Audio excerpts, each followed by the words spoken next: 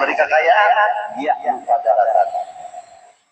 Tapi kalau sudah tua, imannya kuat, amal solehnya banyak, hatinya udah kuat, marifatnya sudah kuat dan sebagainya. Dunia itu banyak jangan nggak apa-apa dan masalah. Apalagi biasanya orang itu mau membagi-bagi selalu guna apa punya harta banyak kalau sekedar mati juga.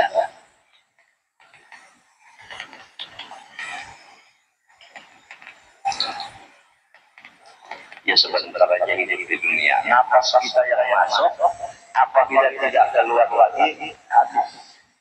Keluar nafas tidak masuk lagi, diurut. Ini sebentar, dunia ini sebentar. Di dalam yang sebentar ini pula tidak ada lepas dari kesusahan. Kadang-kadang sakit kepala, kadang-kadang sakit perut, kadang-kadang sakit pinggang, yang sebentar ini. Jadi sebenarnya dunia ini adalah rumah bala dan ujian. Akhirat itu rumah surga dan balasan. Maka marilah kita memalingkan hati kita kepada akhirat sambil kita menunggunya, berdoa kepada Allah Subhanahu wa taala. Wa Nabi Hurairah wa qala syai'ir radhiyallahu anhu dunya yashar wa yashar la yashar. Bermula orang yang menambah dunia atas dirinya, berarti orang itu menambah akan kesulitan dalam hidupnya. Banyak urusan. Tapi kalau orang sedikit urusan dunia, dia senang hatinya. Jadi sedikitlah urusan dunia. Urusan dunia dikurangi supaya hati kita senang dan otak kita senang.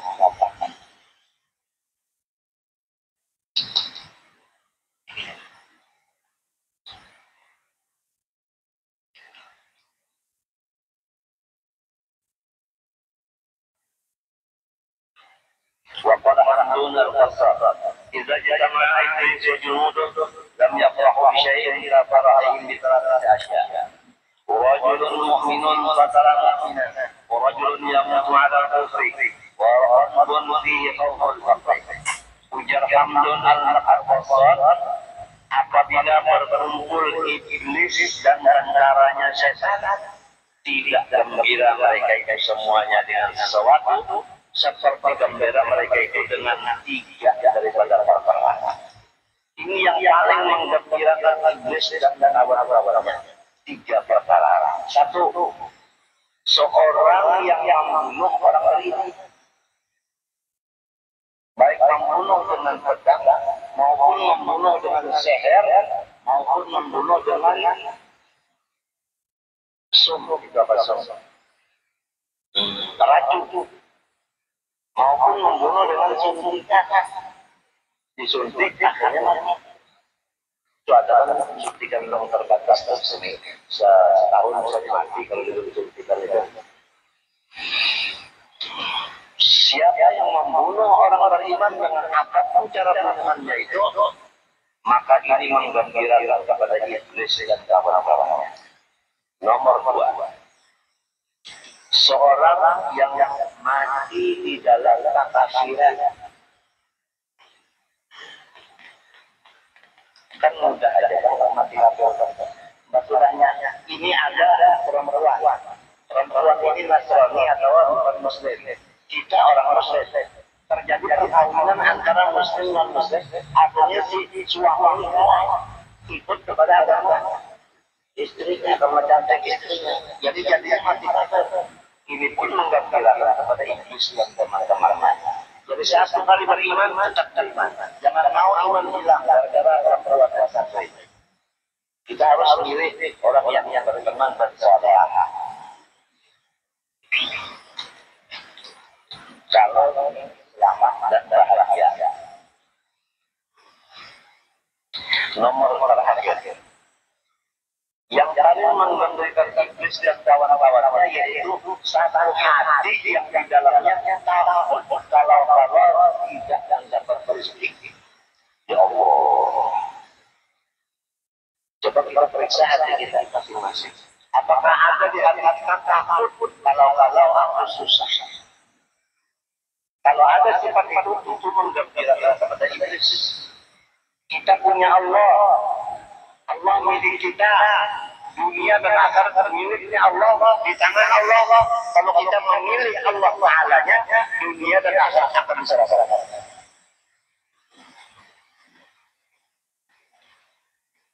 Apalagi kalau dunianya sudah ada diserahkan kepada kita, ilmu sudah ada, ibadah sudah ada, pangkat di sisi Allah wali sudah diberikan, pangkat di sisi pemerintah sudah diberikan, karena sehat presidennya umpama apalagi.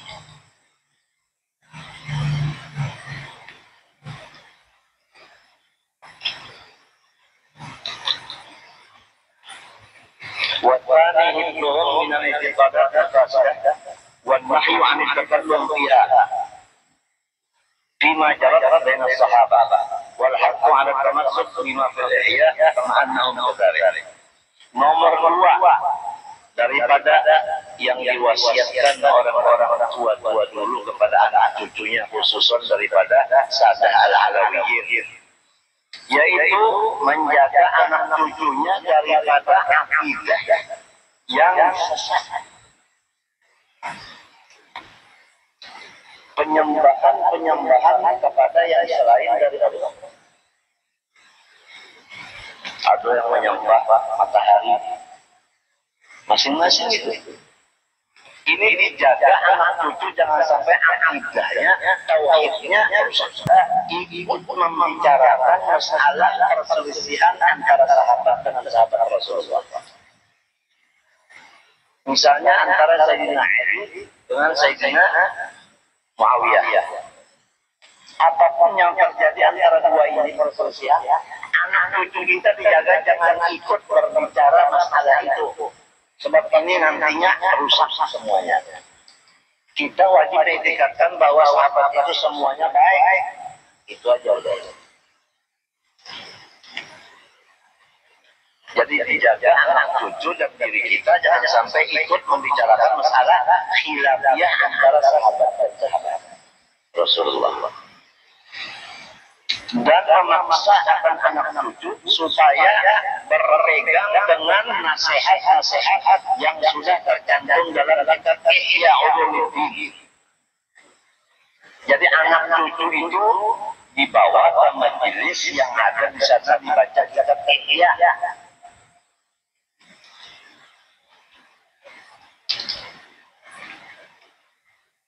Hatta qala Sayyidina Abdurrahman As-Sajjad radhiyallahu anhu ya kalami man lam yuqra' al-ihya fama fihi hayya.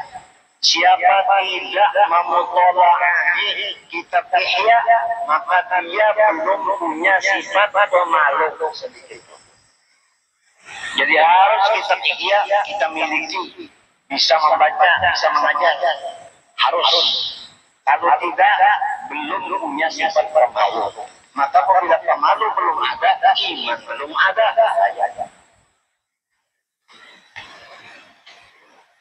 Alhamdulillah di majelis kita masih dibaca Ihya.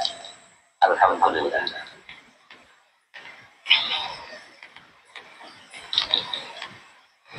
Qala la turuni Ahmad law muhiyat jami'ul ulum la tukhrijat kadhalika min Ihya. Ujar Ahmad Al-Qadhuni, jikalau semua ilmu sudah habis, niscaya dapat mengeluarkan ilmu itu di dalam Ihya semuanya ada. Luar biasa kitab Ihya Ulumuddin. Apalagi sekarang kitab Ihya Ulumuddin sudah diterjemahkan dengan bahasa Indonesia. Di Inggris bahasa Inggris, Perancis bahasa Perancis. Luar biasa kitab Ihya. Halaman Imam Ghazali. Masing-masing menterjemahkan dengan bahasa masing-masing. Sebab luar biasa isinya. Nah mudah-mudahan anak cucu kita bisa baca Ihya dan mengerti isinya. Supaya bisa sifat malu kepada Allah, malu kepada makhluk itu bisa tercapai. Imannya sempurna. Waktu Sayyidina Abu Bakar Al-Aindarus Al-Adani radhiyallahu anhu kana mashrufan bi mutara'at al-ihya wa tafsir hatta hasala minhu nurun adidah. Habib Abu Bakar Al-Aindarus Al-Adani bin Abu Abdullah Al-Aindarus Beliau ini masruhan syadidul hubb, cinta sekali dengan mutalaah kitab Ihya, dan menulisnya kitab Ihya dengan tangan sendiri, sehingga beberapa nuskhah tulisan tangan. Yang sekarang alhamdulillah kita beli di toko aja Ihyanya ada, terjemahnya ada di toko-toko buku. Bacalah tiap malam mau tidur, bangun tidur sedikit. Jangan baca koran aja, surat kabar aja, baca Ihya yang udah dijadikan merupakan untuk kita memeriksa diri kita masing-masing.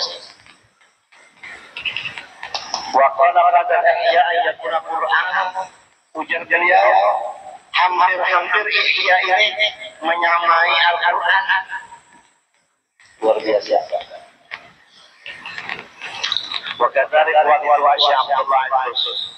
Nah, bapak Sidin yaitu Abdullah Idrus berkata, "Nafa'at kana asbukan Abdul Ghazali." Beliau ini hobinya membaca kitab yang disusun Imam Ghazali. Semua kitab Imam Ghazali dikuasai oleh Habib Abdullah Idrus. Begitulah Al-Idrus.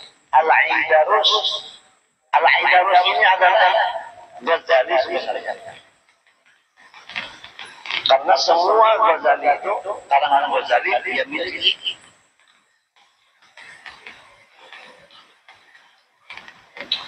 Wa kana yudhiru sana ala an-nas ala qawli wa fi'li.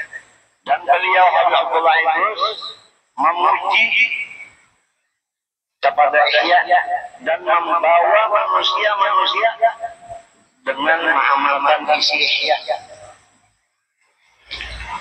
Wa yahuttu ala iltizami tala'ati wal amal bima fihi. Dan beliau memaksa kepada orang-orang supaya menuntut Ihya Ulumuddin, belajar Ihya serta mengamalkan. Hatta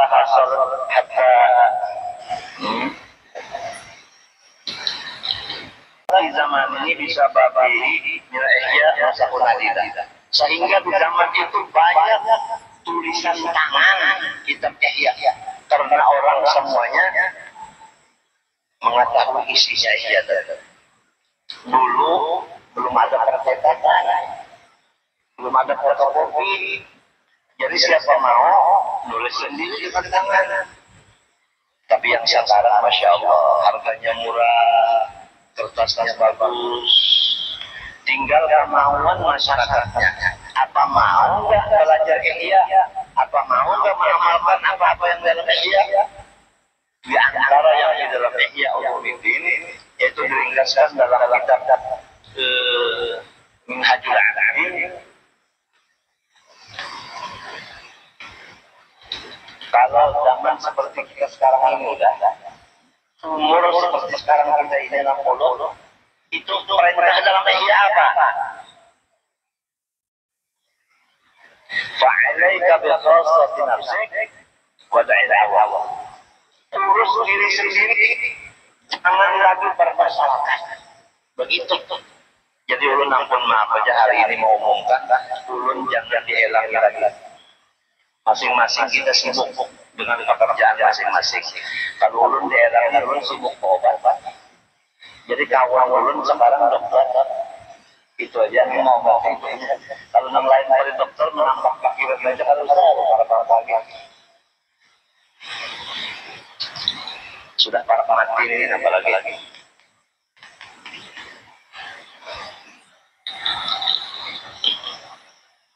Ini nanti ada dokter dari Surabaya datang menunggu. Insya Allah menyangka ada alam pada malam nunggu sebab ulun dalam keadaan sakit. Tadi dapat izin dari sidin untuk bacaan, ya bacaan sidin untuk melihat juga apa aja sidin waktu bacaan kan parutnya, dadanya, paru-paru, jantung sebagainya. Sudah turun kita bakal buat isi bakal buat pandar ketawa, beberapa pandar ketawaan, alkangan, pemakanan itu sudah turun. Kadang saran sana masing-masing memikirkan sang mati juga. Jadi sekali lagi ulun ampun maaf kepada jiran, kepada keluarga, ulun ketika kau lelangi lagi habis karena sakit. Wa min min kalamihi la syai'a anfa'u wa la arfa'u. Putih akan kitab yang disusun oleh Imam Ghazali.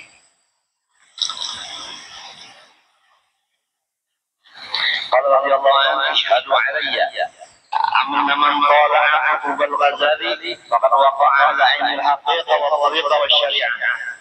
Barang siapa saksikan olehmu atasku bahwa barang siapa yang mentelaah akan kitab-kitab Imam Ghazali, maka sesungguhnya ia mendapat ilmu hakikat, tariqat dan syariat. Jadi semua karangan Imam Ghazali menyatakan tariqat, syariat, hakikat. Mudah-mudahan hati kita dan anak cucu kita selalu ingin memutalahi dan belajar kitab yang disusun Imam Ghazali.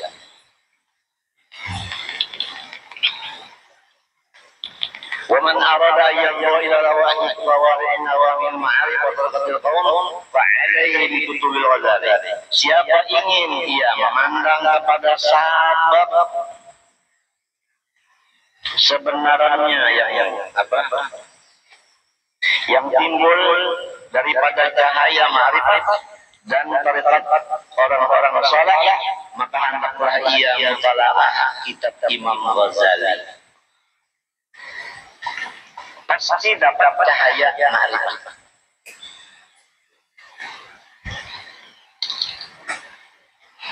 Wa mawdi'u ridhallahi ta'ala wa rasulihi sallallahu alaihi wa alihi wasallam mutala'atul ihya. Ini penutup. Bermula pandangan Allah Ta'ala dengan ridha, pandangan Rasulullah dengan ridha, yaitu kepada orang yang mutalaah kitab ihya. Orang yang senang kepada kitab ihya, orang itu diridhoi Allah dan Rasulullah. Apalagi yang dicari. Ya mudah-mudahan kita mohon kepada Allah sekali lagi, Allah Ta'ala memberikan hidayah kepada kita, anak cucu kita, supaya ingin membaca dan belajar dan mentelaah kitab Ihya Ulumuddin. Allah Subhanahu wa Ta'ala ulun serumah tanggaan banyak-banyak minta ampun, minta maaf, minta ridha, minta halal kepada pihak semua, dan doakan ulun sekeluargaan serumahan mudah-mudahan selamat dan panjang umur. Sallallahu alaihi wasallam. Alhamdulillah. Qala Rasulullah sallallahu alaihi wasallam, "Aqulu ma kuntu ana nabiyyu qabli la ilaha illallah."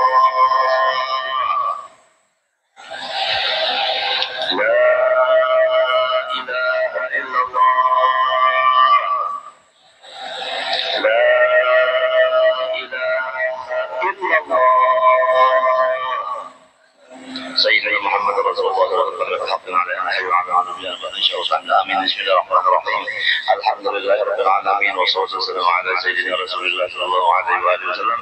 اللهم يا الله يا الله يا الله يا حي يا قيوم يا رحمن الفقراء وارحم المساكين يا هادي المقربين يا فرج يا درك المكروبين يا ناصر المسلمين يا رحمة المذنبين اجعلنا ومشايخنا وزوجاتهم وذريتهم ووالدينا وأمهاتنا وإخواننا وأخواتنا وقراباتنا وأزواجنا وأولادنا وذريتنا أجمعين، خصوصا محمد أمين بدري وأحمد حبيب بدري وجيراننا أجمعين وتلاميذاتي من النساء والرجال وكل من أحبني يا الله اجعلني وإياهم من أوليائك المتقين يا الله، اجعلني وإياهم من أوليائك المتقين يا الله، اجعلني وإياهم من أوليائك المتقين واحشرنا في زمرة المقربين وارزقنا خير الدارين واحفظنا من شر الكونين آمين يا مجيب السائلين بجاه سيدنا محمد صلى الله عليه وسلم سيد القبائل بالأنبياء والمرسلين بفرجاء ابن مالكني بن الرشاد ابن اسلام ابن علي القدر الأعظم وبيا والأولياء خيار يوم الجبهة ربما من قبل عبد الله وطاعة الله وبيا وطاعة الله وبيا وطاعة الله وانصرنا يا الله بولدهم في الحياة وبعد الممات